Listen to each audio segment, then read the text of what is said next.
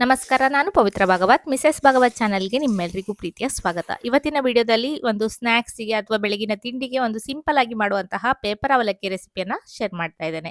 Simple ಆದ ಈ ರೆಸಿಪಿಯನ್ನ ಯಾವ ರೀತಿಯಾಗಿ ಮಾಡೋದಂತ ನೋಡೋಣ ಬನ್ನಿ. ಮೊದಲಿಗೆ ಒಂದು ಪ್ಯಾನ್ ಅನ್ನ ಬಿಸಿಗಿಟ್ಟಿದ್ದೇನೆ. ಪ್ಯಾನ್ ಬಿಸಿ ಆಗ್ತಾ ಇದ್ದ ಹಾಗೆ ಅದಕ್ಕೆ ಈಗ 1 ಟೇಬಲ್ ಚಮಚ ಆಗುವಷ್ಟು ಕೊತ್ತಂಬರಿ ಬೀಜವನ್ನ ಹಾಕಿದ್ದೇನೆ. ಹಾಗೆ ಒಂದು 1/4 ಟೇಬಲ್ ಚಮಚ ಆಗುವಷ್ಟು ಜೀರಿಗೆನ ಹಾಕ್ಕೊಳ್ತಾ ಇದ್ದೇನೆ. ಹಾಗೆ ಒಂದು ಅರ್ಧ ಟೇಬಲ್ ಚಮಚ ಆಗುವಷ್ಟು ಉದ್ದಿನ ಬೇಳೆಯನ್ನು ಹಾಕಿದ್ದೇನೆ. ಸ್ವಲ್ಪ ಎಣ್ಣೆಯನ್ನು ಹಾಕ್ಕೊಳ್ತಾ ಇದ್ದೇನೆ.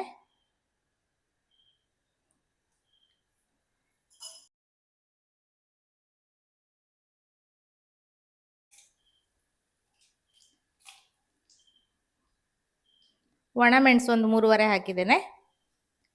ಸ್ವಲ್ಪ ಇಂಗು, ಇದನ್ನ ಚೆನ್ನಾಗಿ ಹುರಿದ್ಕೊಳ್ತೇನೆ.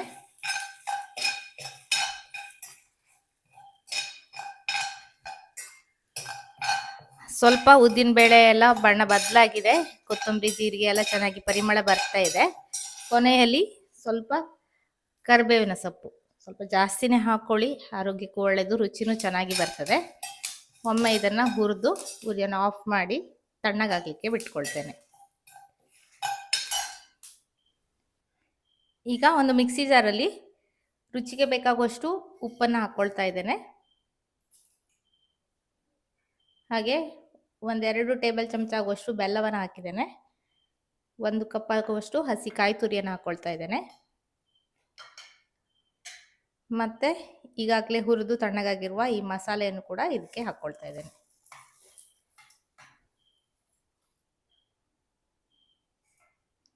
ನೀರನ್ನು ಸೇರಿಸದೆ ಇದನ್ನು ಸಾಧ್ಯವಾದಷ್ಟು ನುಣ್ಣಗೆ ಪೌಡ್ರನ್ನು ಮಾಡಿ ತರ್ತೇನೆ. ಈ ರೀತಿ ಇದನ್ನು ಪೌಡ್ರ್ ಮಾಡ್ಕೊಂಡಿದ್ದೇನೆ. ಇದನ್ನು ಒಂದು ಪಾತ್ರೆಗೆ ಹಾಕ್ಕೊಳ್ತೇನೆ.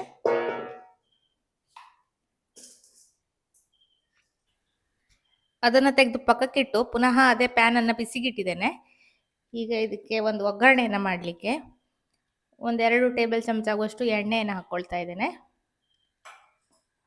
ನಂತರ ಸ್ವಲ್ಪ ನೆಲಗಡಲೆಯನ್ನು ಹಾಕ್ಕೊಳ್ತಾ ಇದ್ದೇನೆ. ನೆಲಗಡಲೆಯನ್ನು ಸ್ವಲ್ಪ ಹುರ್ಕೊಳ್ತೇನೆ. ನೆಲಗಡಲೆ ಸ್ವಲ್ಪ ಹುರಿದಿದ್ದಾಗಿದೆ. ಈಗ ಇದಕ್ಕೆ ಸಾಸಿವೆ, ಸ್ವಲ್ಪ ಉದ್ದಿನಬೇಳೆ, ಉದ್ದಿನಬೇಳೆ ಸ್ವಲ್ಪ ಹುರ್ಕೊಳ್ತೇನೆ. ಸಾಸಿವೆ ಎಲ್ಲ ಸ್ವಲ್ಪ ಚಟಪಟ ಅನ್ನಲಿ. ಸಾಸಿವೆ ಎಲ್ಲ ಚಟಪಟ ಅಂತ ಇದೆ. ಈಗ ಇದಕ್ಕೆ ಮತ್ತೆ ಸ್ವಲ್ಪ ಕರಿಬೇವಿನ ಸೊಪ್ಪು, 1-2 ಒಣಮೆಣಸಿನ ಪೀಸು, ಹಾಗೆ ಅರಿಶಿಣವನ್ನು ಹಾಕ್ಕೊಳ್ತಾ ಇದ್ದೇನೆ. ಒಮ್ಮೆ ಮಿಕ್ಸ್ ಮಾಡಿಕೊಂಡು ಉರಿ ಆಫ್ ಮಾಡಿ ಈಗ ಇದನ್ನ ರುಬ್ಬಿರುವ ಮಸಾಲೆಗೆ ಸೇರಿಸ್ಕೊಳ್ತಾ ಇದ್ದೇನೆ.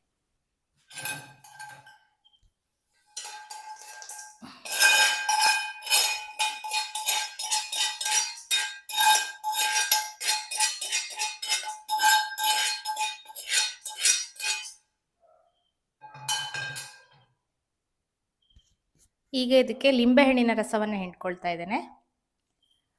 ಚಿಕ್ಕ ಲಿಂಬೆಹಣ್ಣು, ಫುಲ್ ರಸವನ್ನು ಹಾಕಿಬಿಡ್ತೇನೆ ಇದಕ್ಕೆ.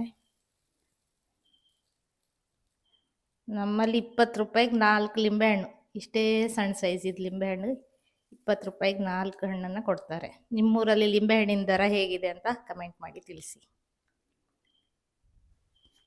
ಈಗ ಇದಕ್ಕೆ ಪೇಪರ್ ಅವಲಕ್ಕಿಯನ್ನು ಹಾಕ್ಕೊಳ್ತಾ ಇದ್ದೇನೆ. ಇದನ್ನು ಕೈಯಲ್ಲೇ ಚೆನ್ನಾಗಿ ಈ ರೀತಿ ಕಿವುಚ್ಕೊಳ್ತಾ ಕಲಿಸ್ಕೊಳ್ಬೇಕು.